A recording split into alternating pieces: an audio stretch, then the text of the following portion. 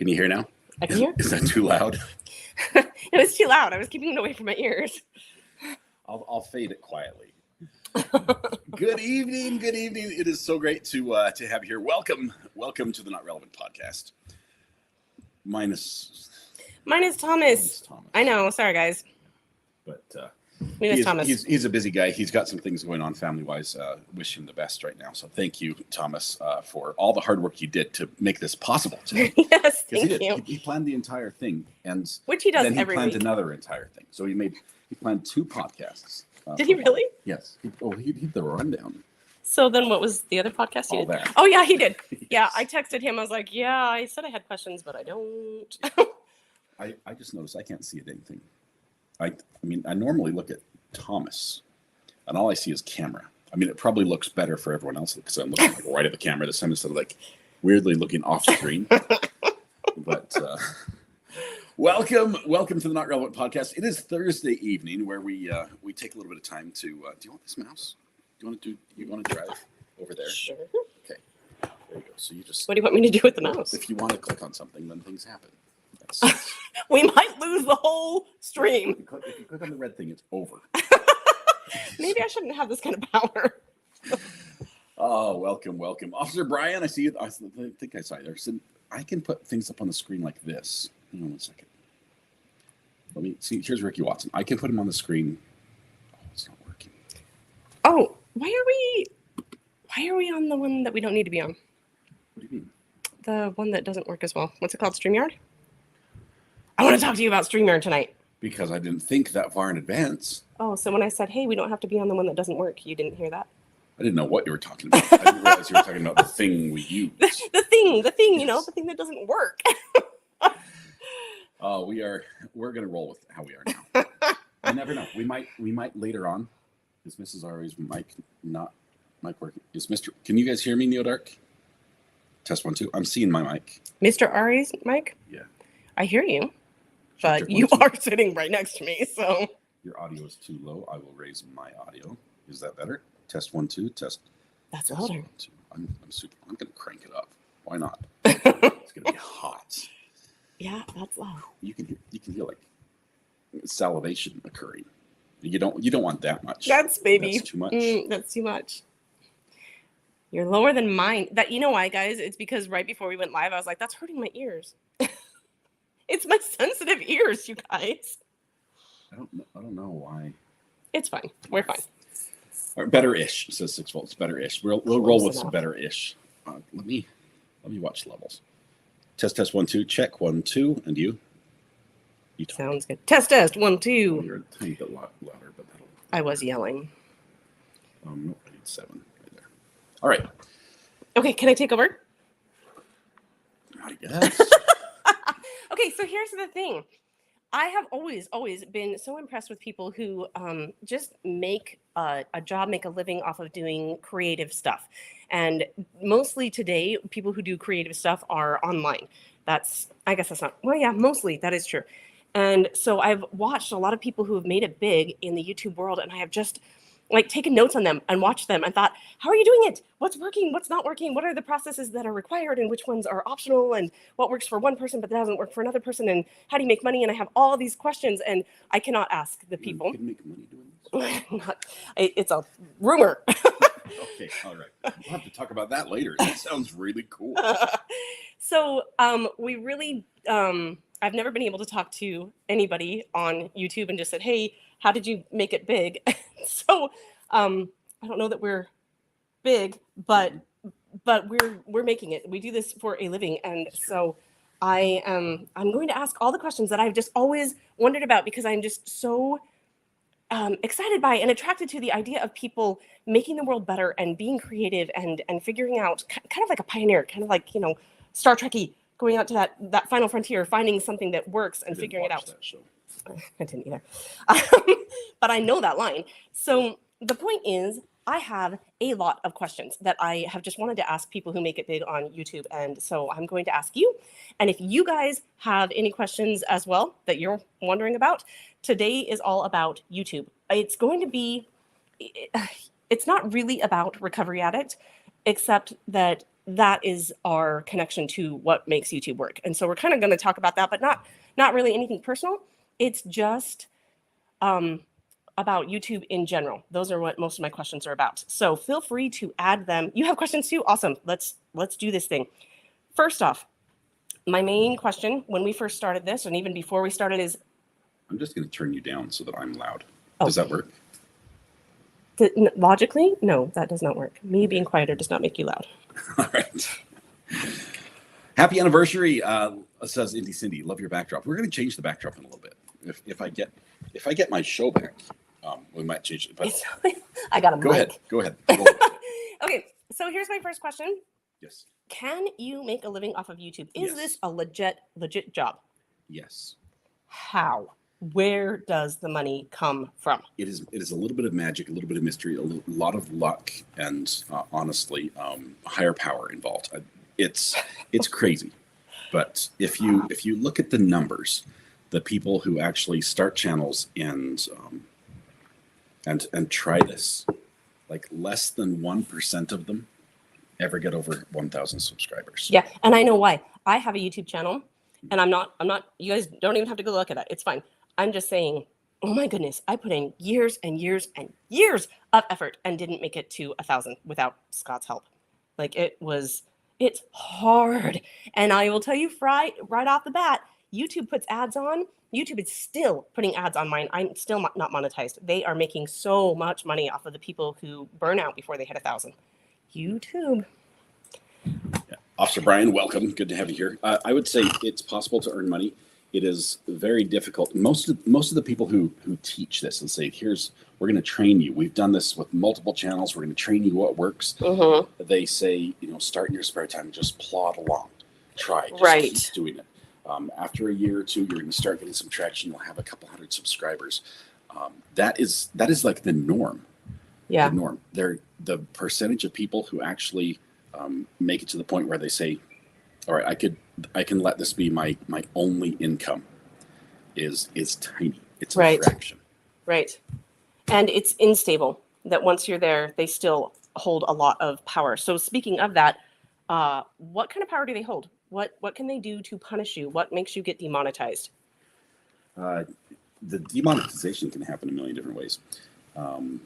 YouTube has an ever-changing list of rules that every month they update and change. And they might say, we might get, if you're okay, we can talk some details. They might say, okay, it's okay to show a breastfeeding woman here, but Michelangelo's David will get you demonetized. And and the rules are always in flux, and they're never logical. No, they're never spelled out to the extent where you know exactly where you stand. It's always a trial and error type of thing. So it's easiest to not get close to that line. They have some very strict guidelines when it comes to firearms, when it comes to weapons, when it comes to information that in the wrong hands could hurt people. They're very strict about that, and that can get you off for a long time. What about words? It seems like everybody's so careful about the words that they're saying. And I'm not talking about like swear words. I mean, random words. It's like, you can't say that. You have to say unalived. What?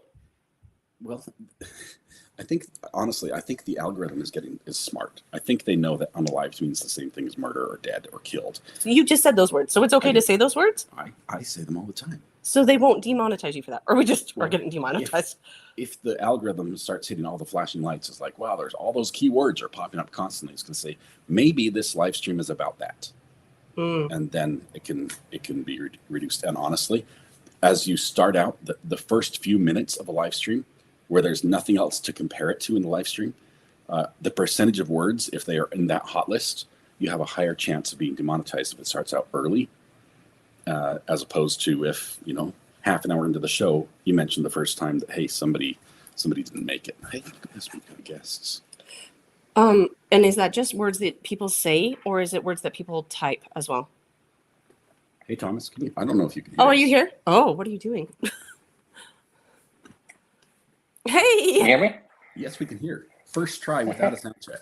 That's why we need to see the program that doesn't work. Yes. I have questions for you too. Before you do, I'm here. Babs, by the way, now you need to click on it because now we've got two people. So it has to be over here. There we go. Boom. Bab says, I'm so happy Jen is filling the gap. Not. Anyway, I've had the worst struggle today. Are you in a closet, Thomas? I had the worst trouble today missing his birthday is in 5 days. The two of you remind me of how happy my love and I were for 46 years. Babs, thank you so much for sharing that. That is very sweet, very generous as well. And I'm sorry. Very, very sorry for the loss. Yeah. And Thomas bailed. Thomas. That did not last long, Thomas. Uh-oh. Oh, there you are. I ruined the show already. Yeah. Okay, so I have questions for you too. I'm so excited. I love to ask these questions and people just don't answer them for me. Okay, ready? Steady? You are not only a podcast partner, you are also a mod. What is a moderator? An assistant to the host. Okay. That's how I view it. So if you're going to be a moderator, you have to share the same views and values as the host, similar interests, and be like-minded in areas. And basically, you're an extension of his tools or her tools, whatever's needed. So what do you do? Me, nothing. What do other mods do? So it's funny. For me as a mod, I actually don't consider myself much as a mod in the terms of those in chat know. You see Sharon, Samantha, Terry, Josh, Amber, all them. They welcome, they greet, they converse quite a bit, make people feel comfortable, answer adequate questions. Amber on the document side, same with Toxic, and they're very much more involved. The other aspect of that is when we have heavy traffic and trolls coming in and removing them very quickly and swiftly and getting them out. I don't converse a whole lot, as Greeners touted yesterday, more of a weather warner person from time to time. Which right now is very needed.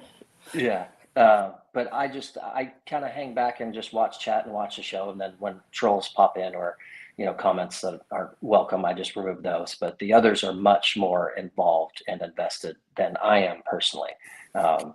Okay. So it sounds, sorry. No, go ahead. It sounds like different moderators bring different skill sets, and a good moderator sort of team would be most effective. Like maybe somebody who's good at welcoming people, and somebody who's good at telling people to zip it, and somebody who's good at doing the documents. So would you say an effective use of moderators is like a bunch of personalities all together? 100%. It is a team. It's a team. You have to have forwards, defensemen, goalies, or quarterbacks, running backs, receivers, however you want to pitch it. You can't have, no matter the size of the channel, you can't have 5, 10, 15, 20 mods that are the exact same person. It's not the most beneficial to the host or the chat in general. But as long as everyone's on the same page as far as what we deem as acceptable per, in this case, what Scott expects from the channel and chat and the communication, then that's perfect. But everyone will do something a little bit different. So mods are kind of not in charge of, but like they maintain the tone of the channel. Ideally, right? We know Scott's expectations, the tone, the community, which the community itself kind of set that on its own under Scott's, it was all them. His platform. So as it grew, those of us that were part of the channel early on got to know real quick what everyone enjoyed chatting about, and the environment and the culture of the channel was, and where people were happy and enjoyed being there. And when things went awry and away from that, it was very obvious, very fast. Chat kind of lets you know early on, real quick. And again, as long as that's exactly on board with the host, Scott in this case, it builds its own mold as the channel grows. It doesn't steer away from it. It just keeps it going in the same direction. So do you think that most people who are inclined to be moderators are people watchers or observant by nature, so that they're able to watch the rhythm, the feeling of chat? So it depends. Yes and no. There are some that have great intentions and want to quote unquote protect the channel and be a part of that and be involved. But then there's also, and I'm not speaking to this channel directly, I'm speaking to moderators on YouTube. There's other channels and things where you see people that just want to be a part of the channel. they want to just be involved because now somehow being a moderator makes you more special or closer in their mind, which it does not at all. We don't get any special privileges or anything. That was my next question. Do you guys get paid? Absolutely not. No. No, we don't. We haven't asked for it, nor would we ever. It's a fun group, a fun team. It's fun to be a part of it, especially from the early days. So no, we don't get paid. It's just a fun thing to be a part of, and we enjoy doing it. Okay, awesome. For this volunteer job, about how many hours do you guys typically put in? I can't speak for everybody, but I will say the vast majority of us are on the live stream from the minute he starts in the morning until he logs off in the evening. Holy cow. Now, a lot of us also have other jobs we're doing in between, so I might be completely absent for 45 minutes, not paying attention to anything. While it's on, it's in the background and I'm listening to the show, but I'm not watching chat for that full time. Some of the other mods are 100%. They are involved Wow. the entire time for every minute. I know for myself, my notifications are terrible. So there's been some late night streams or a weekend surprise stream. I don't think I've been to one of them because I didn't know we were live, but I was also off doing something else and I'm just not available. Having a life. If you had a good host inform you that we're going to go live, there's some communication that could happen. But it's the vast majority of the hours that are streamed per week that there's at least 2 to 3 out of the 6 of us that are there and around. Wow. Let me ask, because you participated on the channel before we made you a mod, even though that was just for a brief period. Yeah. What did you give up to be a mod? He pays us. Just kidding. Gifted memberships and no. As well, in chat, your role in chat. Yeah. So a little bit of a filter, right? It's I put it this way, and not everyone's like this, but as you're growing up as a youngster, you might have a certain tone or mouth at school or on the playground, but when you get home, you change that a little bit. It can be the same way in chat. And by that, I mean, someone might come off saying something very offensive. And my knee-jerk reaction is to say something snippy right back. But that would not be appropriate in the reflection of the channel itself. That would be me as an individual, just going off my temper and being rude, right? So you're in a position where everything you do and say and how you act is a reflection of the channel. So you have to act accordingly. So you have to button yourself up a little bit. You have to remove your feelings a little bit extra, because it's heavy content that's viewed and watched. So opinions get heavy, which is rightfully so. And with debating, sometimes they transform into arguments, and we can't engage and do that. We have to let those things go and just, again, go off the reflection of the channel, because that's who we are. That's interesting. That is a bit of a sacrifice to be able to say, I came here to watch this, and now I can't contribute in the way that I first thought that I would be able to when I started watching this channel.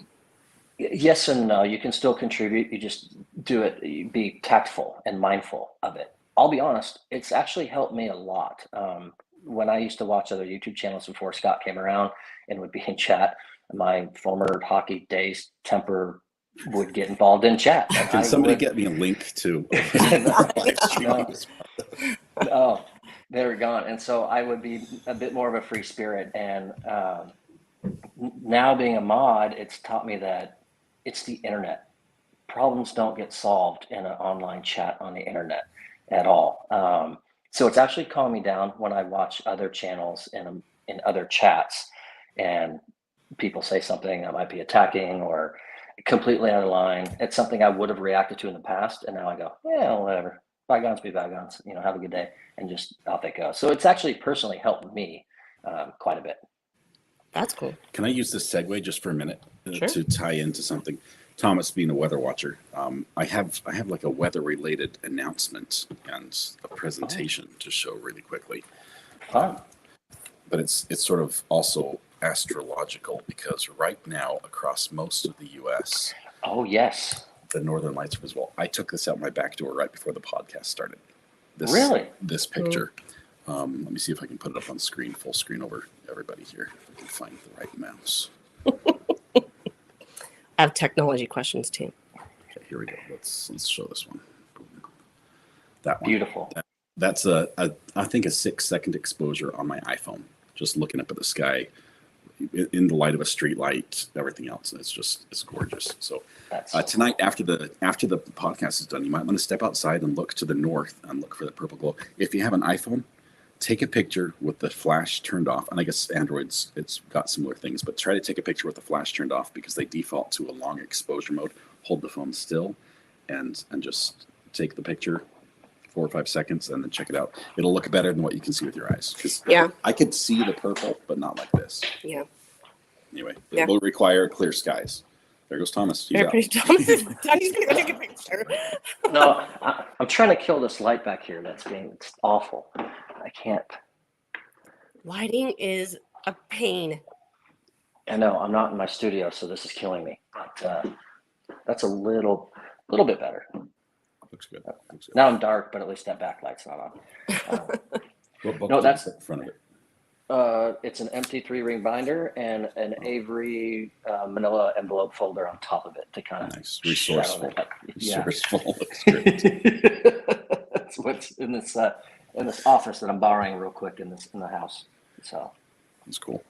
All right, sorry. Back to you, Miss Starry. Okay. I don't remember which questions we have asked and which ones we haven't. But what is the process of becoming a mod? How do you even do that? So it's funny you say that. We just added Josh to the team. I know every channel is different because there was another channel at one point in time I was interested in moderating for, and they have a whole Google form application that you have to send in, and there was references involved, background checks.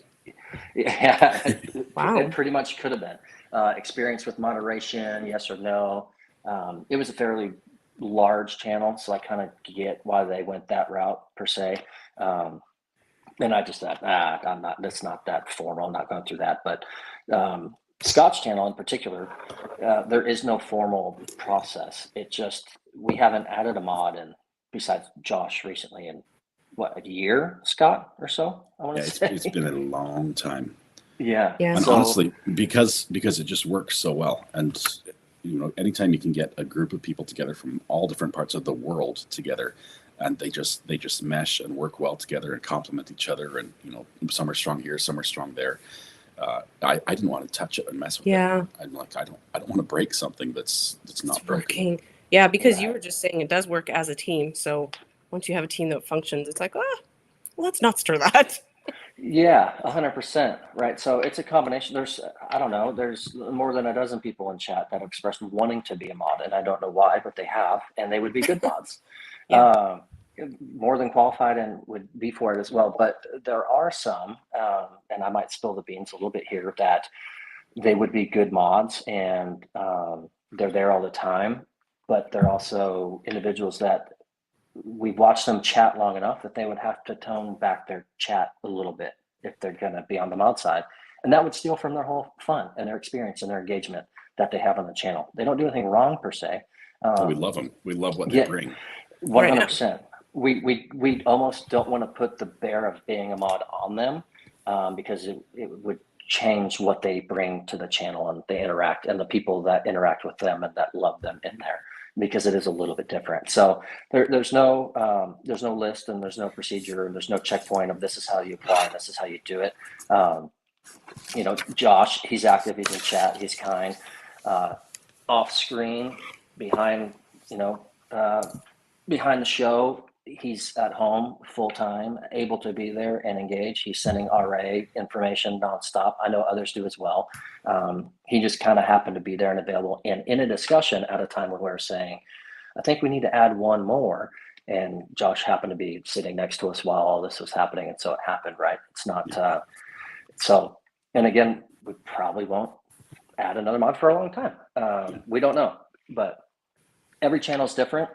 This one, and Scott will admit it, it's pretty free flowing how everything goes. There's no manual, there's no rule book. It's just the way it goes. Do you know, All learning on the fly is what's happening. I love watching different conductors of like orchestras, right? Because they do it so differently. Some of them are like, hit the beat. They're just really, really easy to follow. And others are like, sort of play your music. And everybody in the orchestra is like, do you think we should start? And they sort of work together and they start together because the conductor's really not giving them much to work with. Scott's one of those. Yes. I don't give you much to work with. That's what I heard. No. No. He admitted it on air the other day when Amber said it's in mod chat, and he said, well, I don't read mod chat, and that's very true. It's very true. No, he pops in when it's needed, when we see certain things in chat or something's happening, especially a Cavalcante, when there's 10K in chat and things are going crazy, and so he's very involved as we're working through. Is this person engaging, being kind, or is this, they being malicious? Is this a troll? Here we go. And so he will be. But on the day-to-day, when it's the 1,200 people that are kind of accustomed to being around during trials, it's pretty self-functioning, not in regards to we just control it all. Chat controls chat and patrols it on their own in a great way. Yeah. So honestly, this trial has been, as far as a perceived murder trial, has been very light compared to some of the others. So it's been a very light duty mod chat throughout the trial, which is fantastic because we get to enjoy and have a little fun and hang out. But you get some that it gets rampant and off it goes because it's heavy. Yeah. So I can't see. It's too small. Do you ever? Josh is agreeing with Amber, saying, nope, too little instruction. What's instruction? I was going to say, one of the hardest things for me is to convey is, I'm not a big rule person. I don't like being micromanaged. I don't want to micromanage people. I don't have the time, and I have no interest in doing that. With the channel, we try to keep the rules to a bare minimum, and the rules we have are there for a reason. And we're trying to make the experience in chat be as good as we can for everybody. And ironically, having a lot of people is not good for chat. When it scrolls so fast that nobody can read it, nobody feels heard. Nobody has an opportunity to read and engage and participate and respond. I like the smaller days. I like the days where we have under 2,000 people, and at least you can follow along. But there's situations where if we have 700 people in chat, we can be talking about 4 different things at once and something completely unrelated, and someone's talking about food and everything, and that's cool. And then suddenly the case gets interesting, interest rises a little bit. We have 2,500 people in chat, and now the moderators have to say, nope, that conversation, which was just fine, an hour ago, is not okay now because of the flow. And it's hard to teach that or explain that properly when it's like, what did I do? I didn't do anything wrong. Why are you deleting my messages? And it's like, now this is why. And it's hard to show that because on the back end, comments that sort of tongue-in-cheek and funny in a slower setting, people can follow the conversation and see what it was responding to.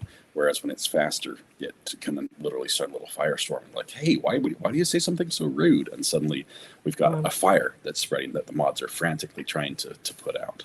And it depends on the tone that is being brought by the content. That if we're talking about something that's got everybody on edge, then something that would be funny in another scenario becomes edgy, becomes like, now we're going to fight kind of thing. Yeah. It's, I would say it's day by day, or it's even morning per afternoon session, depending on what's going on, the witnesses, how serious it could be. But you're exactly right. There's days where we can let things just fly and rumble, and chat's just fantastic. Everyone's having a fantastic time. And then there's days where it's so hectic and so busy, we actually have to shut down some of the conversation that was actually being had yesterday because it's distracting. Or as Scott mentioned, it's so many messages that chat is flying by so fast. So the relevant conversation of what is being streamed is no longer being seen or heard, and questions are getting missed and unanswered and things like that. So that's again why there's no rule book, because you just kind of have to play the game as it plays out. Yeah, that is confusing when you don't know that. So I think that helps to know why the rules change, right? Like what is going on? Let me grab this comment really quick. because I like what Debbie says here. Debbie said someone was rude to a recovery addict yesterday, and I started to tell her off, but I bit my tongue. Thank you so much for biting your tongue. Yeah. What is so interesting for me on the channel is the responses to someone that's rude is oftentimes worse. Correcting someone and pulling them out is worse for chat than just the mods taking care of it quietly. Yeah, I'm guilty of this. I just want to smack hands. Everybody wants to just like get the last word and sock it to them because they deserve it, right? You know, that's the natural part of us that wants to do that. But that causes just a firestorm in the back end. And sometimes messages we delete that people say, why would you delete that? Messages can trigger other people's responses that then the mods have to filter through. Yeah, that's exhausting. There are a lot of messages that show up that only the mods see because they have to decide and it's because it's got filter words, it's got things like that. Is this okay? They have to look at the conversation, engage it, and stuff like that. So we might delete something that doesn't look bad, but the response that it would trigger from other people causes a headache. So yeah, crazy. Yeah. I don't know how they do it, but it's amazing. And I feel like we're chastising. That was not the goal here. I was just kind of curious about what a mod does and how that interacts with everybody. But now I have other questions for you. Yeah. Okay. Okay. Technology questions. This is actually Thomas's question. I know I wanted to leave this to the end, but it's not mine. It was just the recommended question for you to throw out on the. Did you do AI? If you were watching Recovery Addict, what question would you ask? This is from the Allbot. Go ahead. The question is, you pretty frequently talk about I use hardware instead of software. What on this green earth does that mean, and what is the advantage of doing that versus software? He didn't say this green earth. I could show you. No. Let me play with my equipment. Okay, I'm going to put a timer on you. Oh, don't do that.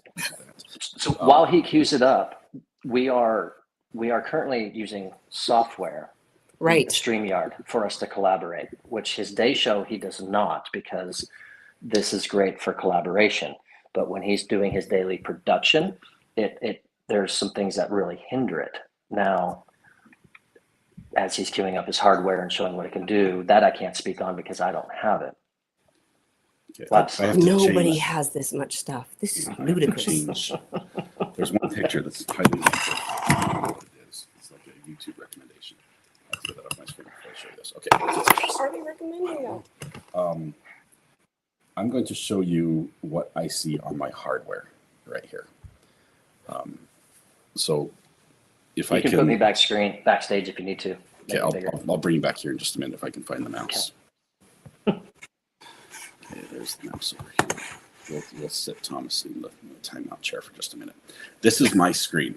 This is what I see on my TV, which you can see up in the top right-hand corner, way back over there.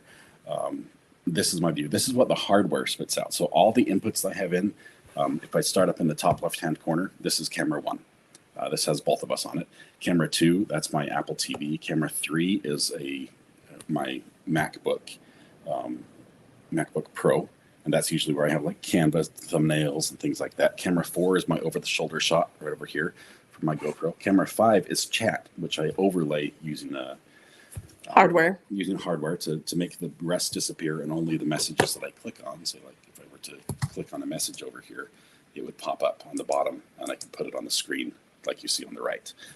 That's camera 5. I've seen his setup too. Scott drooled a little bit at his setup. Yes. 6, 7, 8. Those are additional computers. 8 is a replay machine. 9 is super source. This one is super source, which means all these feeds I can mix and match and lay them out on the screen in their own little area. I can have 6 different pictures on the screen at once. That's what software does. That one little box is what software does, right? The box software does all this, but it uses your computer processor to make it happen. So your computer processor has to be really powerful. Okay. This little box over here, this is my audio, so I monitor the audio levels so I can see that there's a feed coming in here. I'll use that to help match up different feeds if we have multiple feeds, so I can have the sound from one feed and the video from another. I'll use that to help sync that and make sure the levels are right.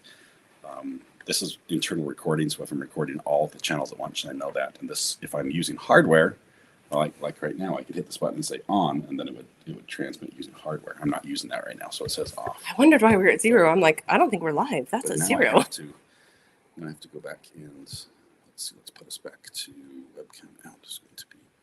Okay, whenever you have to come up with a paper in college, you have to present the other person's best argument. So sell me on software. It's cheap. It's almost free. OBS, if OBS is free, and if you have a PC that can handle What's it, OBS? it's just Software. OBS. OBS is the name of the software. Okay.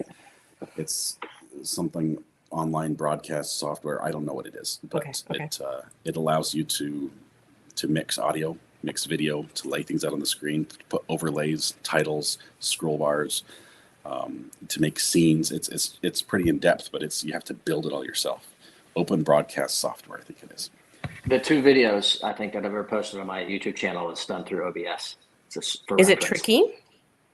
It is. You can learn it and do it. For me, I found a way to do my overlays and be in there, but my audio was forever an issue. I could never fix it for me. Other people use it and they're phenomenal, and that's what they use 24/7. So Scott and I have actually talked offline because I deleted it, and then so I got to go in a different direction to do weather videos for me.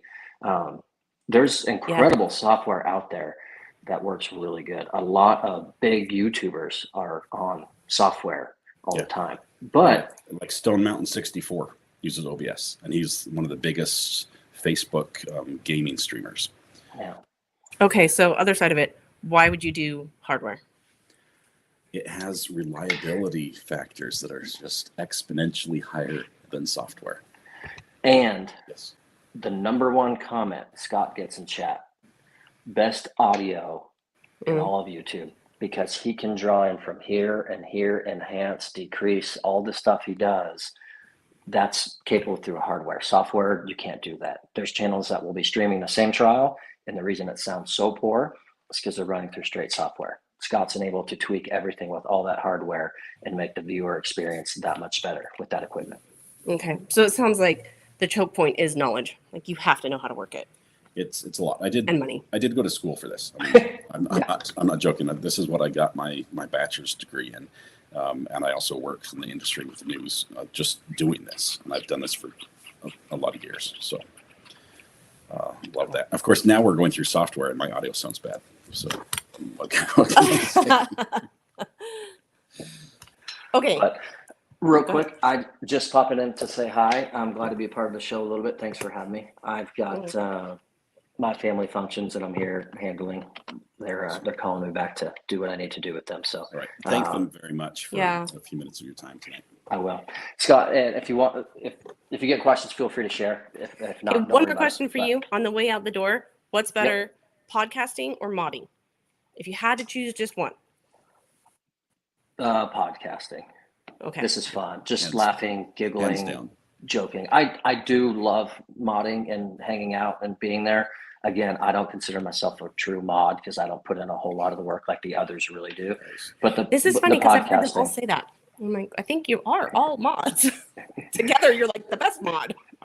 I could not do this without the mods. That is not just something that's like, oh, I couldn't do this. Thanks, you guys. No, I literally, a day could not function from start to end without what the mods do. The mod chat goes 24/7 with information and conversation about what to do, what can we do, what should we not do. Here's some more information for this, that trial, document drops. I mean, that door never closes throughout the day. It's incredible the information that gets plugged in there from so many of the other mods. But if I have to pick one, it's going to be the podcast. It's fun, the laughter. For me, I know I forget about my day job and the other stuff I'm doing. I'm just looking at the screen, having a conversation, reading people in chat that are having a good time. I've got a message from someone just not long ago, a few weeks ago, and says, we love which I don't understand, but it says, we love the podcast so much. It's my husband and I, it's our date night on Thursday nights. We order in and we have you on the screen. So that to me is so, so cool. That just having fun conversation is laughing, and other people like to laugh along the way. So I love it. Awesome. Thomas, thank you very much, my friend. We will catch you again soon. Have a good night. All right. Thank you. That's good. All right. Y'all have a good show. You too. No, I used the U2 wrong. Yes, you have a good show too. I don't know how to use U2. Thomas is very modest, but he is absolutely amazing. Yeah. And he helps share my vision with other mods as well. He's a great resource. You can't find somebody like, I don't know, Indeed. You can't find somebody that good on Indeed. You really can't. Yeah. Very true. Okay. So I want to go back to all my questions about how to make a YouTube channel work. Obviously you have a ton of stuff here, but people are not going to have this. What do you actually need to get started to create your own YouTube channel?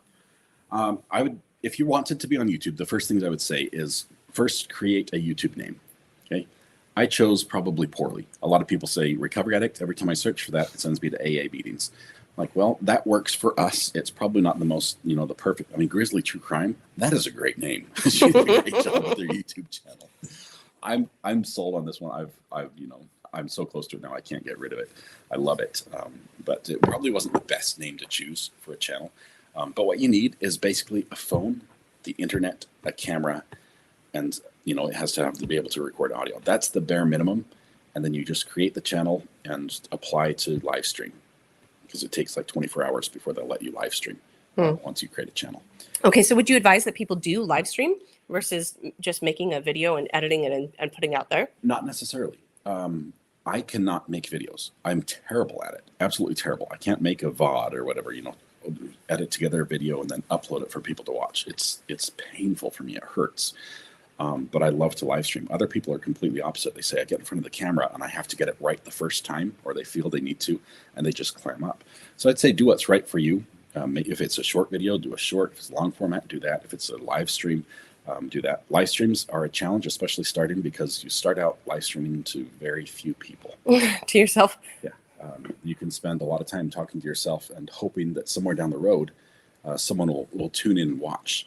And they're like, hey, that's cool. I wonder if I could catch him live. Yeah. But the important thing is just to start. And it doesn't matter how bad it is. Leave it up.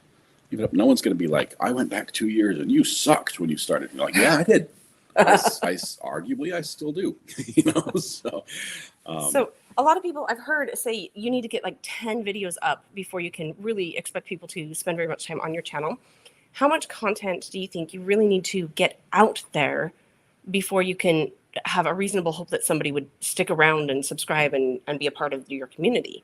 If you had the math for that, you could sell that formula somewhere. You could beat Google. The fact of the matter is there are so many different variables, including just public interest. There are days where if you're in a certain genre and the main person in that genre is sick, your odds of being notified are being noticed are exponentially higher, because people looking for that content aren't going over there. Little things like that, just news things. It's a slow news day. People aren't watching the 24-hour news network because there was just nothing on to watch, and they happen to be on YouTube. All these factors weigh in. Basically, there's so much you can't worry about it. I would instead say, find something you love, find something you can talk about for 2 hours, and then just start talking about it. And when people come in, engage with them. And you'll find your audience. Your audience will be searching for something, and YouTube will say, those match up. I'll refer that over. And eventually someone's going to click on it. And be the sort of person that you would want to be if you were searching for that content. And your audience, and you will connect that way, and it will grow. So how do you maintain your, I want to say personality? That makes it sound like you're fake online. But I mean, there's so much pressure to present in a certain way. There's so much pressure to be edgy. There's so much pressure to be a certain sort of cookie cutter type of channel host. How do you hold on to who you are and keep it interesting, but at the same time not get pushed around by the algorithm saying, yeah, but if only you were a little edgier, then you could make some real money? I think people can smell inauthenticity, if that's a word. It comes through the screen. It seeps through the camera. And if you're trying to be something you're not, or pretend to be something you're not, it's going to show up, and it's going to. I think it'd make you tired. You would be constantly working. It's like doing two jobs at once instead of just one. Instead of just being yourself and talking about it, you're being somebody else, which is a full-time job, and you're trying to do this. I would say if you have to be someone else to talk about the topic, that might not be the one you need to be in. Find something that's more in line with you, that you're just genuinely excited about, that you really enjoy, because nobody wants to hate going to work. Yeah. Find something that's good, and then you can be genuine, and it will show through. Do you ever have days where you're like, I do not want to do this? It's not my day. I've never had days where I start workout that day, but I have had days where at the end of the day I just say that was a hard day, and generally it's mostly about cases that deal with topics that are heavy, and maybe topics that they hit a lot of viewers a little close to home as far as personal experience, things like that, because I feel that for the community. I'm constantly monitoring chat, and I see that when people are saying, it's like, I just can't, I'm just in tears. This reminds me, I've got to leave type thing, and I feel bad. I don't want them to stay for that reason, but I understand that it's not for everybody. And those days where I'm trying to be like extra protective of people who are like, look, this is hard for me, but I'm gonna be here with you guys. I want to be extra protective, and those days are sort of draining emotionally, and they can be pretty hard. Yeah, I can see that. Am I missing any questions? Do you guys are you asking anything? Oh, I wasn't reading. Sorry. You were watching the question. Sorry. Here we go. I still have lots of questions. If you have but a question, put a couple question marks at the front of it when you ask it. Okay. And ask it again. Okay. I have a question that I feel like comes up, at least it did for me when we started. What are the sources of money? Like, did you answer that? I feel like we started, but we didn't answer it. There are a couple, and I just went over them with my YouTube person the other night. And so, what is a YouTube person, and how do you get them? Well, you pray to the YouTube gods, and it's incredibly hard. This is the first time literally it's a 2-year anniversary, and it's the first time I've talked to one person. I got half an hour with them. But the channel, once you are a YouTube creator in their creator program, basically, which is monetized, is the threshold. Mm-hmm. Supposedly you have this access. I didn't know about it. No one has reached out to me or told me about it until this girl did. Really quickly, what is that threshold? What are the numbers to get you monetized? They've changed a little bit, because there's like 2 levels of monetization now. There's a level where you can get memberships, which is lower, and a level when you get ad revenue. I've got the membership one, but like it doesn't work for my channel. So 1,000 subscribers and 5,000 or 3,000 watch hours. So the big one is 1,000 subscribers, 4,000 watch hours. But there's a lower one. I think it's 3,000 watch hours. They have a lower level that lets you in a little bit. But not really. They just know that they've almost burned you out, and they want to keep you on the hook. That's what that is. They did a lot of surveys asking people what they didn't like about YouTube, and they got a lot of feedback about the high level of it's really high barrier to entry, to enter that monetization zone. And so that's why they lowered it a little bit and gave a little tease. Is my mic not on? TYO Toys, are you guys? Sorry. It is watch hours and subscribers. Check one too. And I still want to know about how you make the money, where the money comes from, but also subscribers. Why do you want, there's so much of a push to get subscribers to get to that threshold where you can become monetized. I'm also curious why do people keep saying subscribe once that threshold has been met? But first, money. Where does it come from? Okay, money comes from a couple places. A lot of people think ad revenue is the main thing. That is probably one of the smallest for me. Because I don't like ads, and I won't put them on if I can help it. So you get a couple sources. You have subscribers who either buy their own membership or are gifted a membership. That's going to be the top. These are people who pay a set amount to be a member on the channel, and that's where they get the perks. That's where they get the emojis. That's where they get their name in green. They get some of the commands and things that work out. That is one of the big ones. Then you have super chats and super stickers, which are sporadic. I mean, there are days that go by where there are no super chats and super stickers, and you spend 8 hours at work and there's no super chats, and that's just the way it is. And so those can be discouraging days, though. They can be, but generally the community is. I mean, there are ups and downs, and you ride that roller coaster with the community as well. And so that's true. Like right now. We did something amazing last week as a community, helping somebody out. And I'll be thrilled for the next month about the amazing thing that happened for Haley in Judge Cedric's courtroom. That's incredible. Does that translate to earnings for us? No. No, kind of the And that's why opposite. basically everyone who could donated to Haley. Which- I love that. And yes, that's, do. That's what I appreciate. Yeah. So it all works out in the end. So the revenue sources are the super chats and super stickers. Then you also see ad revenue and YouTube premium memberships. So people who have YouTube premium, they've paid, depending on your membership, like $10 to $15 a month to not get ads on any of their YouTube channels for the most part. YouTube in turn gives a portion of that membership money to the content creators that they spend the most time with. So they basically, there's a portion of that goes to YouTube, and the rest they divide up among the pie of where they spent their time. Does that make Which sense? one do you find is more profitable for you personally?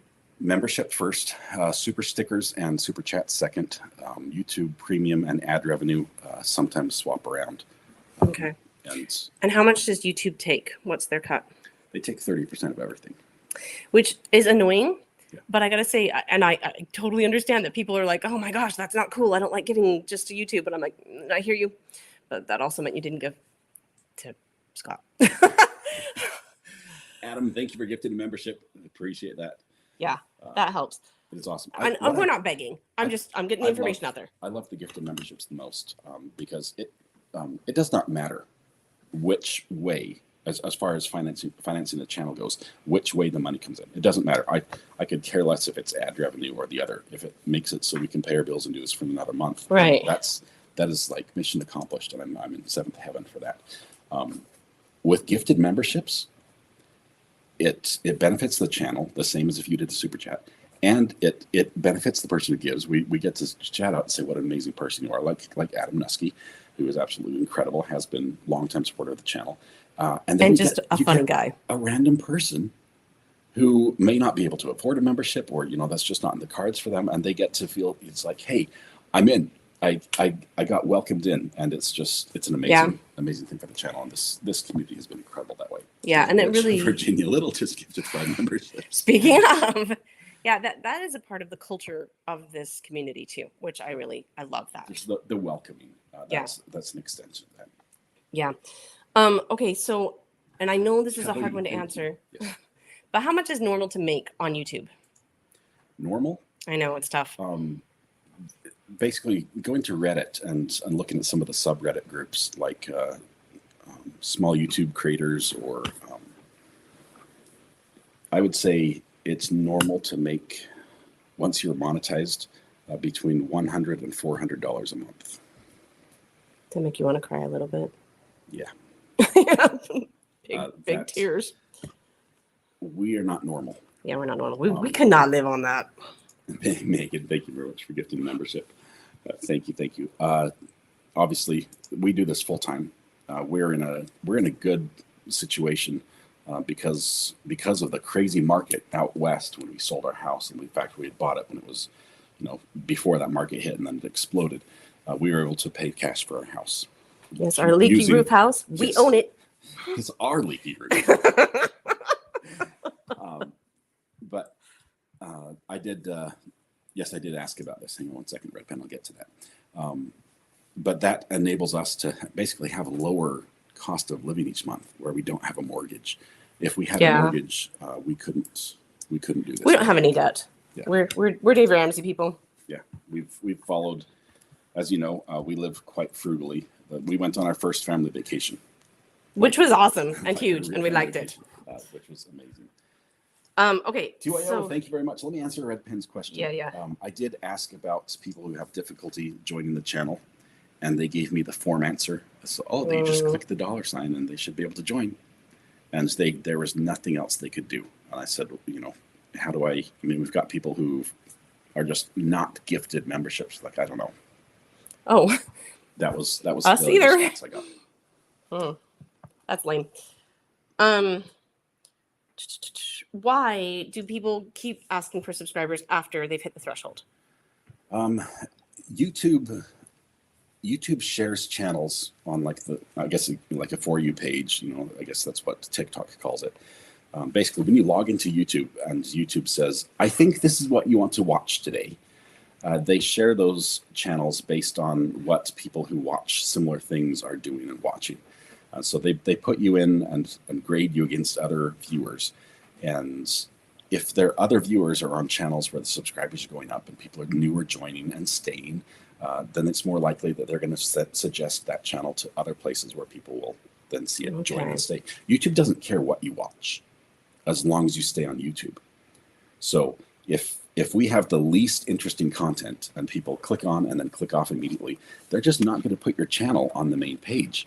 There's so many other things that people will click on and stay on YouTube that they'll go there. And so when you click like on the channel, and you're basically telling YouTube, hey, I like that I'm here, or I like this channel. I'm getting value from watching this. That's one of the metrics that's very important.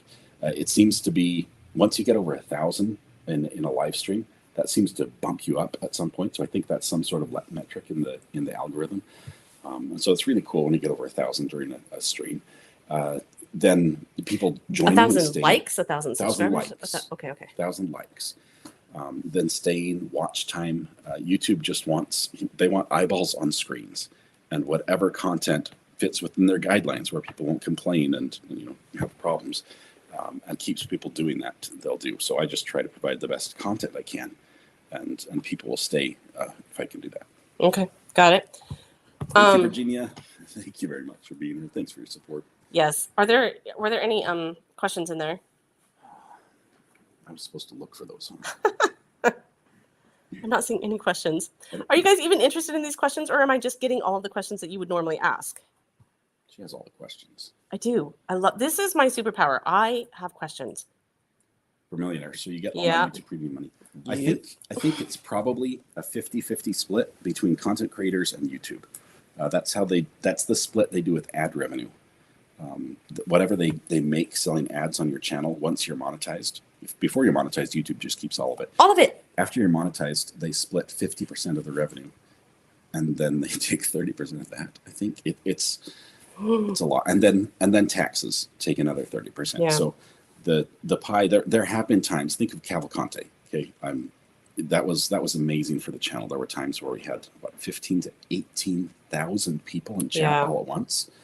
And there was a lot of super chats that were going on there, but just the ad revenue from that were 4-digit days financially. Were 4-digit days, which is huge. And then, of course, when that dropped off, it dropped back down. It was crazy.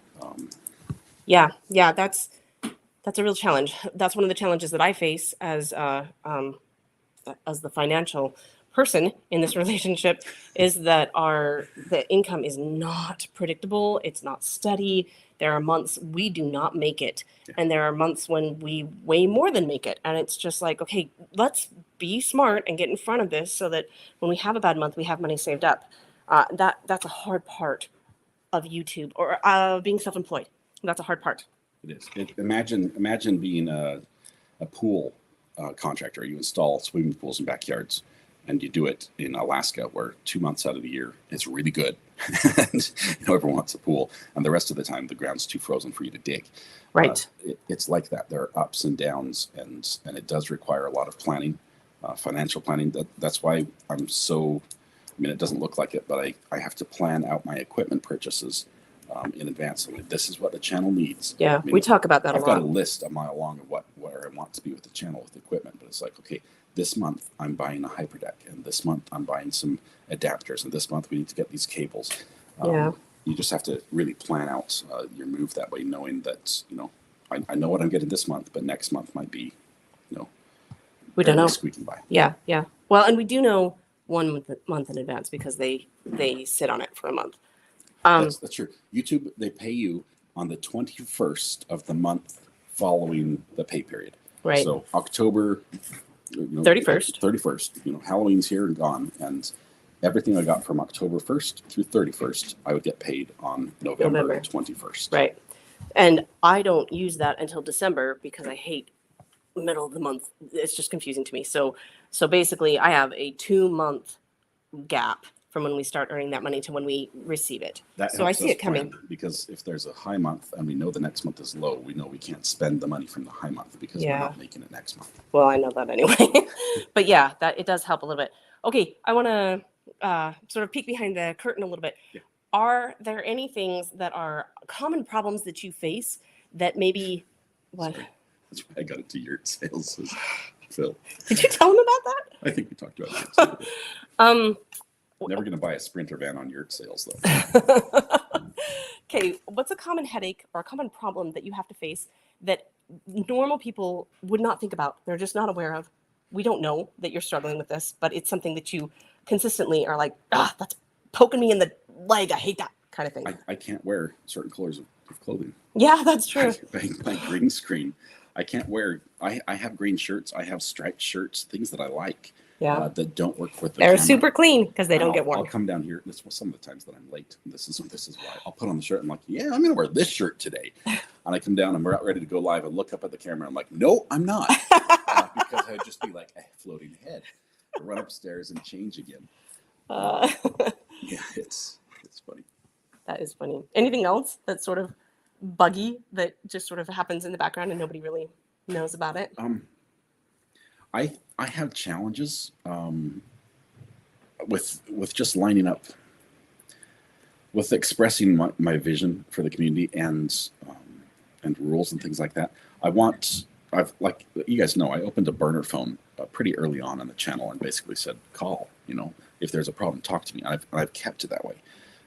And so I do get to talk to a lot of people who have just questions. They're like, why would you do that? Or why can't we do this? Or why is this a problem? And I always try to make it one-on-one in the fix. And I think that might be a flaw of mine, because I spend a lot of time responding to individual messages that I could have made a form letter for.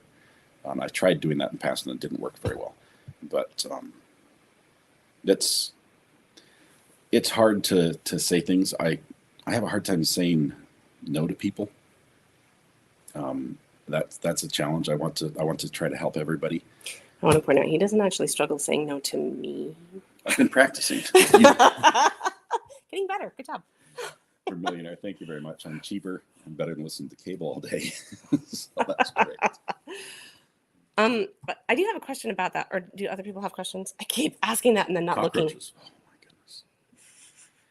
goodness. I want to give you the idea that I'm in a really nice studio. The fact of the matter is I'm not. It's not so bad. We are crammed in here.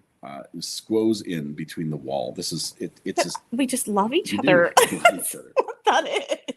I always try to make it look good, and I don't want my studio or a bug in my studio to distract from the content. So that is a fear of mine. We live in the South. What you gonna do? I'm impatient for you to go live in the mornings. Can you clock in on time tomorrow? Says DeanB. Deanne, what time would be on time? Oh, you got called out. Because court starts at 9. What time would you want me to be here? I will say our 3 oldest kids leave the house at 5:30 in the morning. Yeah. Voluntarily. Like, one of them has to be somewhere. One of them has said, hey, it's easier for me if I drive him. It gets me started on my day. And one of them says, I feel more motivated to get my day started if I go with them and play the piano where they are. So all 3 of our kids are waking up at 5:30 and we sleep through it. Like, they come home and we're like, time to wake up. Open the door quietly. I'm sleeping. Josh has a question. How long did it take you to get a sustainable income from your channel, from Amber? Good question. I tried to get monetized in October. Didn't I work. made a mistake. Had to wait 28 days, I think was the wait period. I monetized after that. The first month I made $75. I think we became solvent I maybe. think it was 4 months in. No, it was like 8. Okay. We actually crisised out around Cavalcanti. That was the time when the money ran He was out. an answer to prayer. No, Yeah. no kidding. It was a perfect timing for him. But and we've pretty much been okay since then. it was growing. I mean, I could look at the channel. I could watch every month was climbing. It was climbing nearly exponentially. Yeah. Initially, because it started at like $75 for a month, Yeah. which is huge for the first month you're monetized. And it's super tempting to be like, look how great we're doing. But you have to compare that to the expenses and what it costs to live. And we were sinking for the first 6 to 8 months. We sunk less slowly every month, but we were still sinking. And so, but that's when we were making sufficient every single month. And since then, I've worked really hard to have enough. I have what's called an impact savings, and that we experienced a major impact when we got demonetized, or the channel got shut down. And he's checking his mic. And so for 3 months, can you guys hear that? I'm gonna leave the cover off right now. Train of thought Monetized. just derailed. Oh, so we had 3 months where we were thousands under our expenses, and 3 months in a row. And that was just such a blow. It just hurt so bad that I looked at that and I said, okay, if that ever happens again, I want that much money sitting in a savings account that's job is just to keep us afloat for crap months in a row. And so I've never had a savings account like that, but it's just I call it the impact savings. It's supposed to protect us against the impact of having an irregular income. And we use it. Yeah, too much. Yeah. Use it a lot. All right, next question. Do they have any? Are we back to me? Are we okay? Are people running away? I have so many questions, but I don't want to make people. We've got a lot of people bored. making comments here. So Yeah, go. Oh, okay. We have. Let's see, my mic is just slow. I think it's loud now. It's so loud in my ears. It's really deafening. Maybe we should turn that down. Well, you can hear me now. Might need a new soundboard, Jen. No. Honestly, if you have any questions about, I mean, I can't like open the books. I think there's actually rules about YouTube that you're not supposed to do that. Are you serious? I've never seen anybody actually show their money, but I figured that was personal and private. Yeah. They're people that I've shared some information with. We're not rolling in it. We're not. This is not. There's no Ferraris outside. We just paid $750 to patch our roof, and the guy said he said it will last 3 months and then it will leak again. I was like, okay, please leave. I don't believe him. I think he means 3 years. That's probably what he meant. I'm gonna go with that. Thank you, Red Pen, for the impact savings contribution. Guys, I recognize it does sound like we're whining, and it sounds like we're saying our lives are so hard. Our lives are not hard. We're super blessed. I'm super grateful. I just was always super curious about this kind of stuff. Can I say super again? Yes. I'm super. Because it was just really fascinating to me. And so I was just wanted to talk about it, not to say, woe is us. We're good. We're grateful. Thank you. I just wanted to, I was curious. So I thought maybe you were.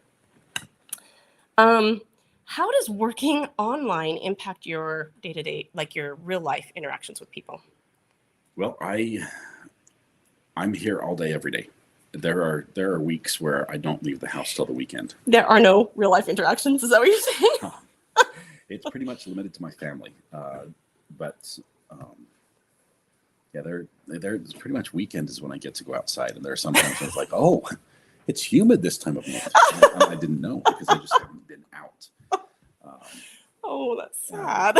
That's sad, but we have amazing people here that I interact with all the time, and honestly, on the burner phone. Yes, does that help to you've always been really good at seeing people's chat and recognizing those are real people with real comments. You're very, very good at that. But does it help to have people call in or come in on the video and be able to interact with them in a more real way? I love it because it allows me to. Can you guys honestly not hear me? Oh, dude. Really? Gaily May, are you messing with us? What? You guys say you can't. I cannot hear you. I don't know. I can hear you. Like, I can hear you through these.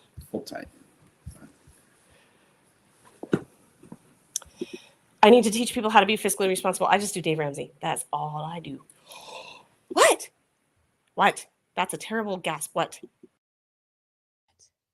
I am so sorry. Okay, we're sorry. Why are we sorry? What? Now you can hear me. I fixed it. Were they hearing you just off of my You were mic? just hearing that. What? Oh my goodness. Oh my goodness. It was my Was it hardware laptop. or was it It software? was software. It was software. The hardware wasn't working. Oh, I'm gonna put the cover back on. Can you hear him now? Oh, you guys, this whole I time. have a headache from the volume. I've been cranking the volume. Oh my goodness. Oh, I'm so sorry. That's hilarious. That was a total noob move, Donna. It was a noob move. This is why I love hardware so much, because that was honestly, it was a software setting and it's my fault. But StreamYard will occasionally just change the settings. Adam's like, Scott's here? The whole stream. Should we go back at the beginning? No. Yeah. No. Oh, that's so bad, guys. I'm really sorry. Did you hear the music at the beginning? You didn't hear the music or anything, right? What question do you want me to answer that you didn't hear? Yeah, you heard the questions, yeah? My mic worked. Wait, did my mic work or was I just closer You're to just that? closer to that. Oh my gosh. Am I louder now? Yeah, it's super loud. Oh my gosh. I'm going to turn down the gain on your mic. I cranked it up. I'm like, Oh no my music at the beginning. gosh. Could you hear Thomas? There's only one thing to do right now. Scratch all that. Oh, that was terrible. I apologize. Oh, you guys, we suck so bad. I'm sorry. Jen was sitting right next to the laptop. It's practically in her lap, and a I'm sitting laptop. further away and facing away from it. So, but you heard Thomas because he was remote. Yeah. Right. Were there any questions you guys actually wanted an answer to? You just like me hearing me ask them? Oh, Paula, I'm so sorry. Dang it. So for the future, for those of you who are techie, and every time this happens again, just say, make sure you have the right mic input selected on StreamYard.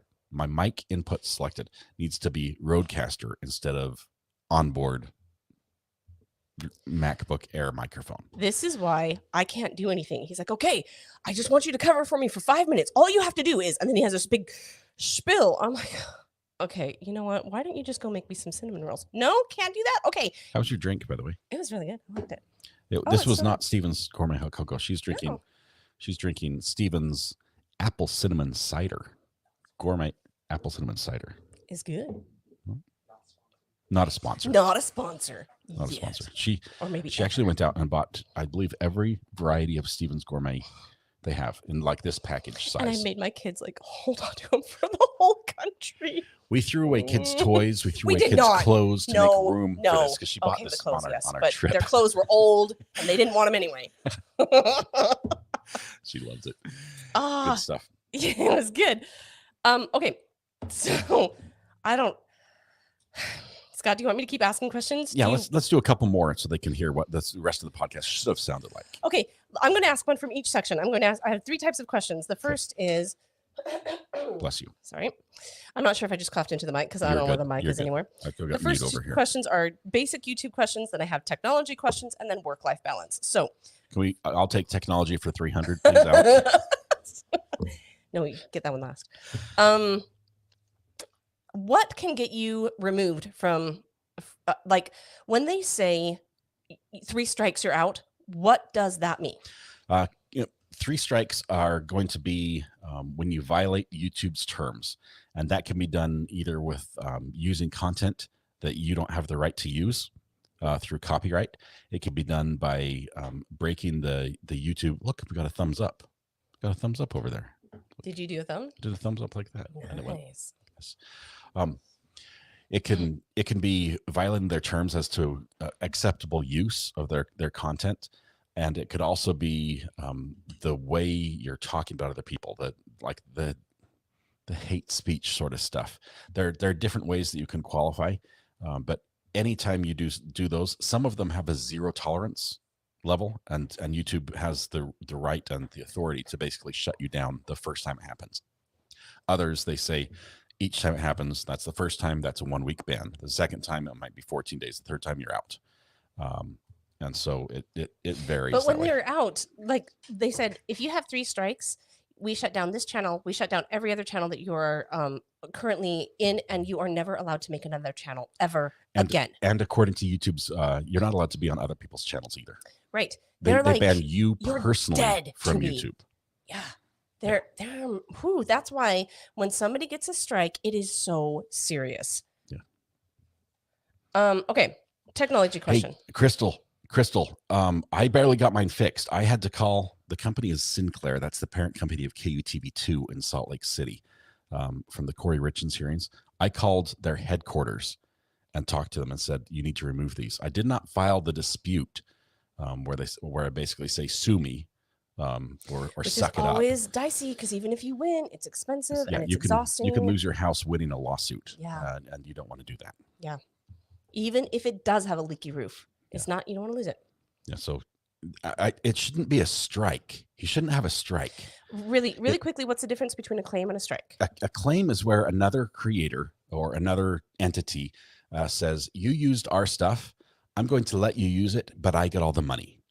And basically, so if all the money, you mean all the money you've ever made? If I did a 10-hour stream and I used 3 minutes of CNN video in there, CNN would put a claim on my stream, and all the ad revenue from that stream for the 10 hours would go to CNN.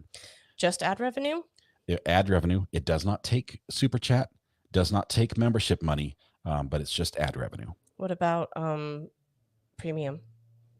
Yes, it takes that. So it takes premium and ad revenue. Okay. Basically, that portion, other than the targeted donations, which would be the memberships or the super chats, it takes everything else. Also, YouTube says if you get a lot of those, because there are a lot of places that are like, sure, you can use our song, you can use Metallica's Nothing Else Matters in the background, and they get all the money. I don't think you can use that one, actually. Don't. Metallica does not play nicely. But if you get a lot of those, YouTubes will say, that's basically like a copyright strike.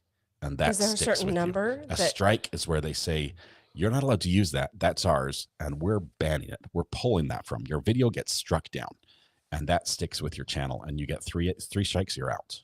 And that's you're dead to us. Yes. Okay.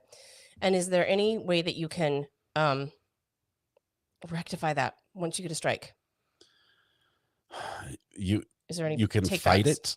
You can fight it, and that's why you have to be in the right. Okay, because if you're in the wrong and you fight it, you can lose your channel and a lot of money, because it literally, you're saying, here's my address, take me to court. That's how you fight it. If it's just a claim, you can just say, it's not worth the hassle of me trying to go through this and claw back to get my money back. I'll just let it ride, and it will fall off the list after 30 days or something. Alternately, you can just clip out that little piece that they're claiming and it's gone. Yes. But usually the piece they're claiming is key to the stream. Yeah. Let's see. That was question number 1. I need my question asked, so I helped you help me. Where was it?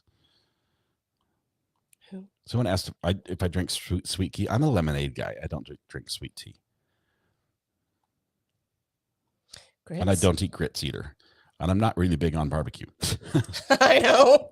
Sorry. We're trying to duck and cover. And pecans? No, I don't know. I actually love like pecans. Those. They're caramel pecans. Those are good. Tasty. Those are good. Like spice. Like, have you ever had those? Are like cinnamon and cloves, and those are so yummy. I like how Amber is asking questions for Josh, and Josh is asking questions for Amber.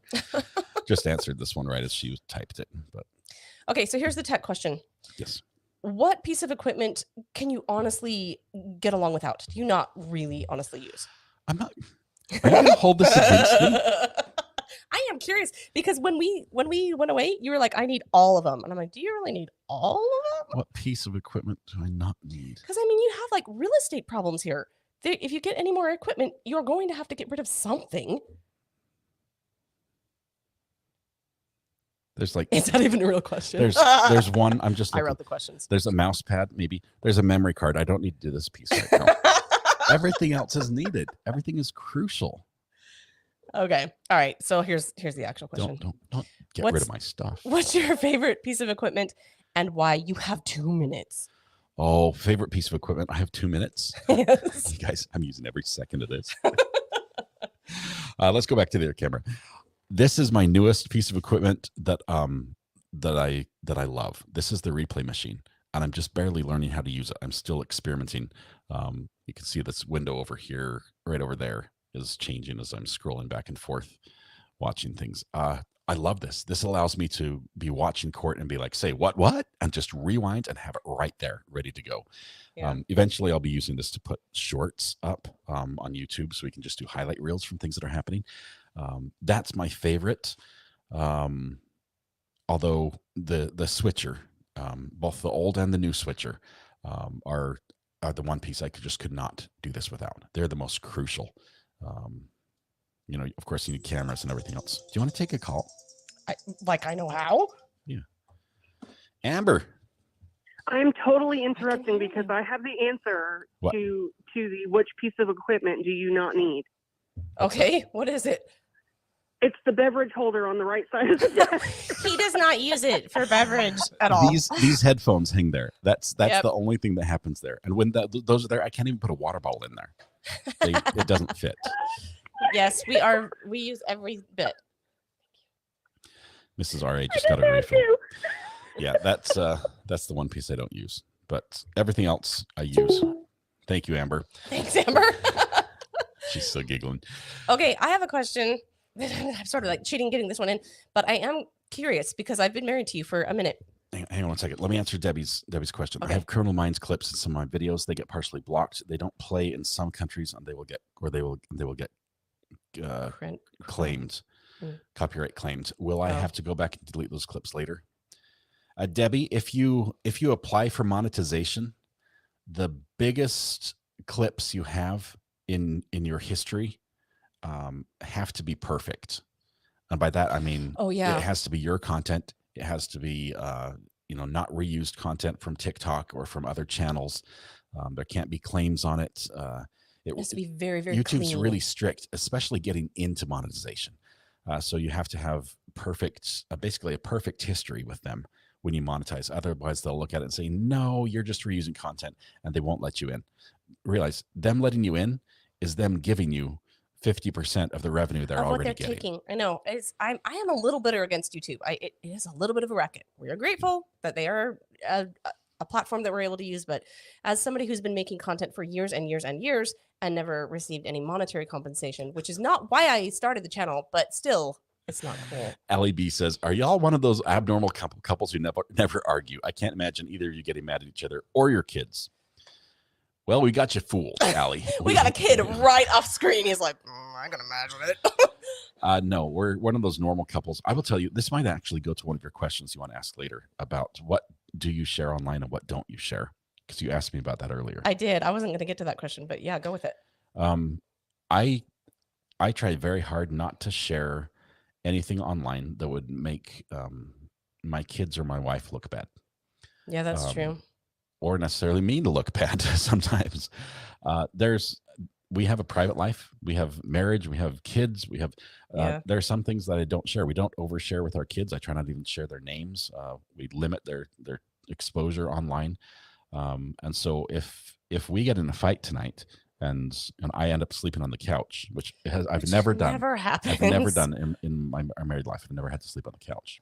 Mostly because he doesn't fit. Because yeah, he's too big for the couch. The couch is not big enough. We had a bigger couch, I might have been there. That was the thing right there. But if we got in a fight, I wouldn't be talking about it tomorrow. Right. There are some things where basically our marriage it's something that's very important to me, and that doesn't mean I'm perfect. I make plenty of mistakes, but if I need to work on something, or if she needs to work on something, we talk it out, work it out together, and don't necessarily take it public. So yeah, and I think that's something that we did long before we were online. It was you don't talk about it with anybody. You know that Will Smith moment? Keep my wife's name out your it was sort of like that. It's not like that at all. Let's move on. Okay. I've been married to Scott for a really long time, and he still shocks me. And he is reserved. And that's putting it mildly. The guy is like flat faced, zero affectation. And when I've seen the clips that Tayo ties, I sleep there. That Tayo Toys, how do you say his name? TYO Toys. Phil is his name. Phil, okay. That Phil puts together, and there is Scott, like really showing his emotions. And so here's my question, Scott, and it's legit. Do you work to let your emotions show? No. That's just natural? Why were you hiding it for the first 20 whatever years? I will tell you that it's it's hot, huh? My It land. does not have to be that hot. Oh, It's absolutely scalding. that's absolutely scalding. There's something about I didn't like showing emotions as a kid. As a kid, I grew up without a TV. Okay, let me give you this weird example. This is not relevant, but I went over across the street to Rex's house, my neighbor across the street, and we were watching some movie. I don't know what it was. It was some kid. They had to kill their Thanksgiving turkey that was his pet for Thanksgiving. I'm watching this movie, and I'm like horrified. Right? I'm like, they're gonna kill it, and I'm just like crying. I'm like uncontrollably sobbing here in front of my friend because I just hadn't been exposed to videos as at that young age that introduced that level of heart-wrenching loss, and I tried very hard not to show emotion, and I would say all the way up through my senior year I got very good at not showing any emotion at all. No, you didn't show emotion until just within the last year or two. Yeah, but in my senior year of high school I was even better at that. Oh. When I put on a pair of headphones and the sound is immersive and I'm watching a screen where it's like when you're watching a movie, you're sort of sucked in and you're in the movie. It's hard for me to get away from that. And it's hard for me to, if I was just walking by, I could turn away and look away. I could talk about something else, but I'm here and I'm sort of living it. And a little bit, I'm aware of the fact that I'm intruding on this. And that that this is someone else's private space that we're in, and I end up feeling how they would feel or how they might feel if I was, or how I might feel if I was in their situation. It's just interesting because I can't hide my emotions to save our lives. If we're ever interrogated and I even think I might be guilty of something, we're all going to jail. We have no poker faces. Yeah, no, I will never play poker. We'll never win at that. But Scott is really pretty good at it. And so it's impressive to see how much he does show emotions online. Okay. I just have to not think about it and then it won't happen. But if I start thinking about it, then then you're like, the floodgates open and no tissues will be enough. Yeah. Okay. Last question, work life. I don't have a great question for this. Do you guys have a good work life balance question? What do you think about the family vlogs and parents using their kids for making money on YouTube? 80s. I think it's That was my poker face. Did you all see my poker face right there? I think it's risky and I think it's cool. Nope. Give me the no. You have your own over there. It's over there. I have a oh. I gave you your own. I have a no too, but it's risky because sadly the online world is a little bit weird. You don't have to go very far on YouTube to find things that are just like, wow, these guys are out there. Maybe missing a few screws, a couple fries short of a Happy Meal, and now they know my kids. Yeah, and it's as much as I like to say I like to be sort of keep at a distance. It's not that hard to find somebody nowadays. Yeah. There's pretty much ways you can find people, and so I would say it's risky to do that because if you're presenting your kids in that environment, it does present a risk to them. I'd say you've got to be very careful. I have more thoughts on that it's not just that I have a problem with. Well, maybe you should get a podcast. I know. I'm just kidding. Now I'm in trouble.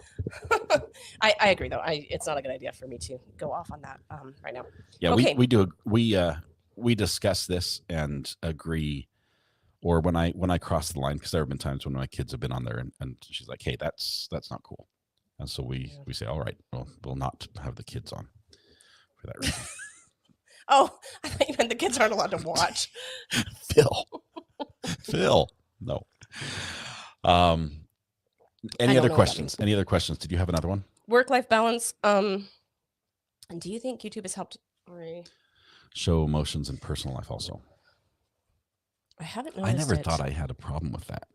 I don't think it's a problem. It's just that you show emotion much more demonstratively on your channel than you ever do in real life. Like if you were surprised in real life, you wouldn't be like, oh, like that would never happen. You'd be like, That's because when I'm out in public, there's an expectation that I don't like drawing attention to myself. I can draw attention to other people. Like if we're in Sam's Club and you've gone off to find the avocados and I'm somewhere else, I'll be like yelling, Marco, and she's supposed to yell Polo, right? Because that's the right thing to do.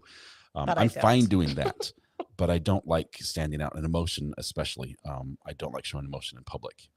yeah. I don't feel like I'm in public here. Well, you're not. You're alone in a room. It's a very private setting. It's just an intimate setting of you and your closest 264 friends. Yeah.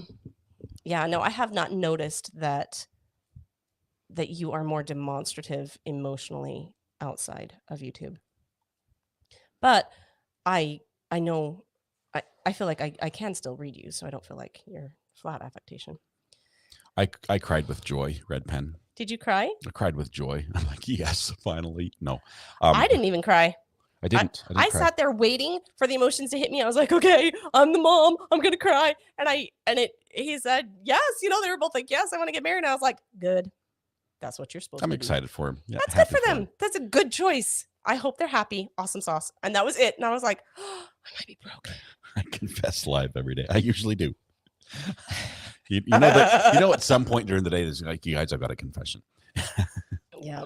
Forgive me, YouTube, for I have sinned. It's been 24 hours since my last confession. Not quite. Work-life balance. I guess I'm going to go with the simple one. How much sleep do you typically get? About 5 hours. And how much do you need? About 8. Really? I'm so tired. Everyone, I have fallen asleep every day this week. And granted, court has been slow at times. Yeah, puts me to sleep sometimes. It's been, you guys see me doze off a little bit, and I have to fight it, but it's hard. I mean, I do sit for. He does it in church sometimes too. Yes. And it's so funny because I normally will sit next to him in church so I can sort of like kick him if he falls asleep. And one week I didn't. We had a whole bunch of kids between us and they don't know that that's the job of the person sitting next to him. So the people on the stand were watching him fall asleep. They're busting up. They're absolutely laughing and laughing. And apparently at some point, Scott, without opening his eyes or ceasing snoring, he said, I'm awake. Loud enough that the people at the front could tell what he said. Yeah, they're like, we could read your lips. I'm awake. I was doing my eyes were closed. I could not open them. But I was still alert enough that I knew what was happening. It was not good. They came up and told me afterward. I was like, I'll have to sit here's next the to problem. him. I wish I didn't, but I snore. And I mean, I'm really good at it. I'll just put it out there. A little bit humble, but I'm really good at it. You don't want to camp next to my tent because it sounds like a bear. And the problem is when I try to just catch a wee bit of shut eye, and I'm mortified. This is almost as bad as if there were a bug on the screen behind me. I am scared to death that my mic will be unmuted, and I'm just going to be like, and I just, it's that will not live good, forever. people. It will live forever. Okay, so Scott needs more sleep. I need more sleep. Work-life balance. Now we know. Are there any questions on those 3 areas? YouTube in general. Can you see my hair moving? I've got a sun over here Fanning me. We have a fan right there that you turned off yeah, before you the can turn it live off. stream. He's been fanning her for like 10 minutes now. I'm sorry. Thank you Just for flip doing the switch. It's pointed right at her. Come on, hurry. Sorry. It's hot in here. These lights are hot. Okay. It feels so good. Where are we? I'm lost. What's behind you in the trees? It keeps moving on my side. Is it a cockroach? Oh, this is the green screen. Yeah. Because there are 2 of us blocking the light, it's just not keen properly. That is the shadow of my we're gonna head. call it. That's actually the Northern Lights It's a live shot of the Northern Lights. In the If shape you of missed the my opening, head. this picture, which I can put up on screen again, full screen, so you guys can see it here, right here. This picture is out my back door looking up through the trees. A 6-second exposure just with my iPhone. No funky settings, no enhancement, no Windows enhancement like they do in this trial for some of the pictures for the bloom and all. It's just a time exposure for 6 seconds, and it's the Northern Lights are visible across most of the United States right now tonight. So once we end and play the music for the first time on the podcast, do recommend you poke your head outside and take a quick look if you're in the United States. All right, I'm done. I still have more questions, but I feel like emotionally I've just beat us up a little bit. Like, no, I don't mean it like that. I just mean it's been a long time, and I think probably we've hit the high points. If there's anything else you guys want to ask. Macy says, what do you like most about having a YouTube channel? What's the best part? Macy, for me, I get to do something I love every single day, which I've always said I can do anything for work, right? That's sort of been my mantra. It's like I've worked at a cinder block factory, we're catching bricks on the end of a kiln as they have tiles, super melted, in a furnace, and using little wool gloves. I've dug ditches basically. I've worked in metal shops where people were losing fingers and cutting arms. So what you're saying is you've had terrible jobs and isn't that bad? I've had a lot of jobs, and it's like, I can do this. I can find enjoyment in it. I can find satisfaction. I can find things where I can say, I want to do this job and I want to do it well. And so I can find ways to be better at what I do. And that's very rewarding. I've worked with computers. I've worked with people. And each time it's like, I can do this. But I didn't realize until I started doing this job that every time I was talking myself into it. And this job is one that I love. And it's not that I can do this, it's I get to do this. Yeah, and Scott has always been a beautiful. really good provider, and he's very cognizant of that duty, and he does it. Like he provides. But he likes this, which for me, that's what I love about YouTube. He likes it. Macy says that's my insulin money. I was sending Alita Lay, thank you. Alita, I got to meet Alita up at Corey Richens in Park City the first time we went up. For someone who got to meet him in person, what you see on screen every day is what you see in person. Scott, is the real thing. I was just as frantically worried and nervous about what was happening if I was going to screw up that day. It's the same every day. It was great to meet you, Alita, as well. I don't know. I never really wonder if people are fake or not, because I figured that would be too hard to be fake. Maybe some people are. Scott's not. What do I do for self-care? Eat. I don't know. I do have a personal life. We are religious people. We keep it separate from our live stream. I believe in living my religion more than I believe in preaching my religion. And that is a big balance for me. And I think that's a key point in keeping me balanced and level. He does have some downtime every night. I think that. And every Sunday I take a long nap. Yeah. Long nap. Let's see. Josh says, I'm hoping to meet you one day, but after this trial, you might not want to come to Georgia, where I am now. I am scared to death of Georgia, Josh. I drove through one time twice, to and from Florida. And I would not speed even 1 mile over an hour over the speed limit, because we saw what happened with. Yeah, they did not play.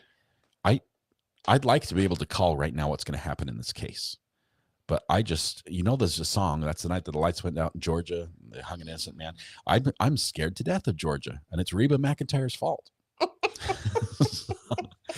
She's singing that song. Ice Cream Breakfast of Champions. That's a good one. All right. Any other questions before we go? If you tag me in it, I don't see any pending questions. But if you tagged me in one, do you still take a daily pic of that tree, Deanne? I don't. I don't drive by it in the morning. I'm busy sleeping in. We can have the boys take it. I would love to I'd love to get a picture of the 3 trees with the northern lights behind it, because that's the right angle. Maybe I can go do that tonight. That'd be cool. We'll get a 3 trees northern lights picture. Yeah. I'm like torn on this. I feel like, do you have any questions for me? But by the same token, I'm like, ooh, I am super private. I may not answer them. But you could ask, I guess. How often do you have nightmares of your members stalking you? Not a lot, not a lot. Mostly because our community is pretty cool, and I don't think they would do that. But it would be. It's one thing. I like meeting people in public. It's another thing meeting people at my house. That would be where I draw the line. That would not be as cool at all. Yeah. That would not be fun. What case have you covered that has affected you the most? Song Chef, I have here's a confession. Ready? Forgive me, YouTube, for I have sinned. It might be old age. It might be just the most useful thing in the world, but I have a terrible memory. Like terrible. And when I live stream during the week, and then Saturday go out and I see a buddy who's like knows I live stream. He's like, "Hey, what case are you covering?" I'm like, we're I think it's I think we're on a murder trial. The law. And the judge, I think, it's either the judge or one of the prosecutors. It's like gone. I don't know why, and it might be that I'm old, and this is just old age kicking in. But it might be that he slept through it. There are several different options. I just don't remember the bad parts or the good parts. For that matter. It's all gone. When did you say Haley's back in court? I think it's tomorrow. I think she has a court appearance tomorrow. I thought it was the 11th. That is tomorrow. It is tomorrow. Kenny, thank you. You got to the last part. That's where the audio was good. That's good. That's the good part. 80s. Do I have nightmares of you throwing tomatoes? No, because you miss. Because you miss. Thanks to your bad aim, I don't have nightmares. Oh, that's funny. Nope. ADHD gift. No short-term memory is awesome. Says Lita. Let's see. I think Scott might have an alter ego in the studio. I do love what I do. Honestly, I grew up. I think it's no joke. I did not grow up wealthy. Most of my growing up years, I was wearing clothes that were worn first by older family members. It was hand-me-downs. It was neighbors. It was friends. That was just life. That was normal. It's like, hey, I got new clothes. It's what I saw my friend who's a little bigger than me wearing last year, but those are new clothes to me. But I loved technology. I would literally, I'd order catalogs to my house just so I could look through catalogs of equipment and stuff that I thought was cool, cameras and computers. And it was like, one day I'm going to get this. And now I'm in a situation where I get to get those, and it is a dream come true for that. And so I'm in my happy place here in the studio. I'll forget the hearing tomorrow, but one mod particularly will remind me. Josh, thank you very much. Mrs. R.A., beard versus no beard, says Magical Mary. I like them both. We've gone through these iterations, it feels like hundreds of times. And truly, and this is, I'm so sorry. I confess, if you were to ask me when we're not together, if he currently has a beard, I wouldn't remember. I don't know. My husband, don't remember. Show me a picture. What does he look like again? I like them both. There's no part of me that's like, oh, this is the part I don't like. I don't know. He always looks good. I don't know. I try to grow my beard out twice a year. Are you on a schedule? No. It's just in general. Because I know you say no shave November. I usually try to start a month early so I can cheat on no shave November. Because it's always fun to be like, the first week in November, having a full beard. It's like, I just started. What are you guys talking about? That's always a running joke. But usually in the springtime as well, there's a time where it's like, okay, I'm going to put the razor down for a little while, just give it a rest and see what happens. Donna, I'm sorry, made you cry. Thank you. I like to share parts of me that explain why I am what I am, and I'm a work in progress. So funny because a big part. I share nothing. I do not share anything about myself, and I'm good with that. I like to be not sherry. But I think it's good you do share. Future, the catalog that I loved growing up was Edmund Scientific. That was the catalog, which is funny because the first class I ever failed in school, and this was 4th grade. How old are you in 4th grade? Not old enough to fail. I failed. We're not talking like you got a C. I failed with an F. 4th grade, I failed science. What was the sad story you told? Just growing up. That's normal, guys. Yeah. Did you have your own clothes? It's weird. You guys are weird. Yeah. Husband did his first ever straight shave for our wedding. And you're like, who's Did it- this? Who's this guy? Yeah, I didn't know you had a brother. like I don't like it. That's funny. Let's see. We You got got to to meet meet Jen on a long road trip. Yes, it was fun. I'm actually a nice person most of the time. That's Trips are not fun for you. not me at my best. All right. I think we're going to wrap it up here because some of us need sleep before tomorrow. Because if I fall asleep Clearly. tomorrow, I know I'm going to get a lot of ribbing. I don't hear music. Did it start? Oh, Now it okay. did. Now you can hear the music. We actually started the show like this. You won't believe me, but we heard it. I know. We were dancing. And I faded it out quietly and everything. It was great. I had my earphones off because I was like, it's so loud. My kid is not loud. Don't forget to go take that picture. Okay, I'm going to go take the picture Yeah, of the. Hopefully it's not cloudy. Hey, Siri, what's the weather right now? It's currently clear and 55 degrees. Okay. Today's high will be 69 and the low will be 52 degrees. That's beautiful. This is great fall weather. Yes, this is why I love living here. I want to move every single July and August, but this is gorgeous. Yes. We pay the price during the summer. Yeah. Like that, we go through those months of heck, It's like Dante's Inferno. It is so because hot. It makes it worthwhile in the fall. Yeah.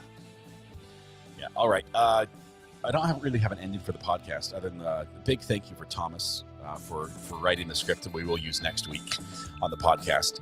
Big thank you for Thomas for writing the questions that we use this week on the podcast. And this is Ari. Thank you very much for putting that together. I love that I get to be here with my wife.